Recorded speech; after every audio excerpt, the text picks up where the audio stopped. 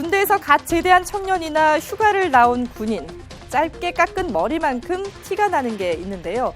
바로 일상생활에서는 잘 쓰지 않는 일명 단아까 말투입니다. 단아까는 군에서 군기를 세우기 위해 생겨난 독특한 말투죠. 그런데 국방부가 이 어색한 말투를 상황과 어법에 맞게 개선해 사용하라고 지시했습니다. 예를 들어 김상병님이 말씀하시지 말입니다. 대신 김상병님이 말씀하십시오라고 해도 된다는 건데요. 더 나아가서 생활관에서 편하게 대화하거나 비공식적인 자리에서는 해요체도 사용할 수 있게 했습니다. 요즘 돈 때문에 결혼도 포기하는 청년들이 늘고 있죠. 그런데 독신 청년과 청년 부부 간의 빈부격차가 더 벌어진 것으로 나타났습니다.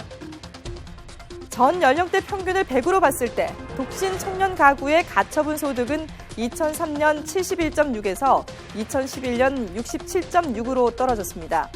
반면에 청년 부부의 경우 큰 폭으로 올랐는데요. 양쪽의 격차가 2배 가까이 벌어졌습니다. 순재산 역시 독신 청년은 제자리 걸음을 한 데 반해 청년 부부는 상승했는데요. 왜 이런 현상이 벌어진 걸까요? 소득이 높고 안정적인 일자리를 가진 이른바 결혼 조건이 좋은 사람끼리 결혼을 하는 데다가 결혼 후에도 맞벌이를 하는 경우가 많기 때문이라는 분석입니다. 경제난 때문에 포기하는 게 많은 청년들에게 씁쓸함을 안겨주는 대목입니다. 그런데 이런 팍팍하고 어려운 삶, 청년들만의 문제는 아닙니다. 우리나라 노인들의 빈곤 상태도 심각한 것으로 나타났습니다. 한국보건사회연구원이 지난 2011년을 기준으로 노인의 자산과 소득 수준을 분석한 내용인데요. 전 연령대 평균을 100으로 놓고 봤을 때 75세 미만 독신 노인의 부채를 뺀 순재산은 평균의 절반에도 못 미치는 45로 나타났습니다.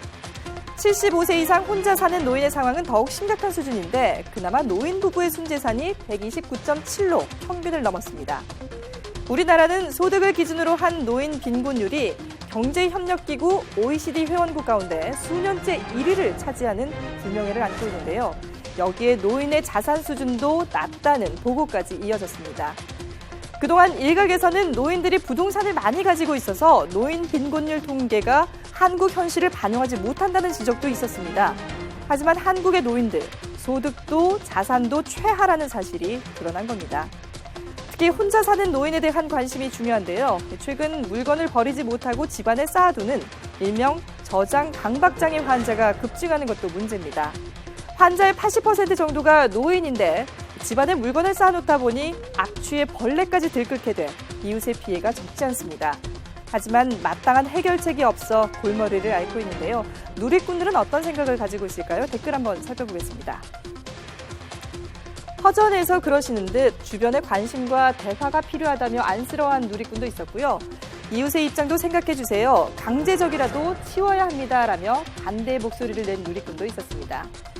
노인도 청년도 살기 힘들다. 어쩌다 이렇게 됐을까라며 씁쓸한 누리꾼들의 댓글이 이어졌습니다. 100세 시대를 맞이한 요즘, 청년도 노인도 모두 행복한 사회가 되려면 어떻게 해야 할까요? 지금까지 뉴스큐 클릭이었습니다.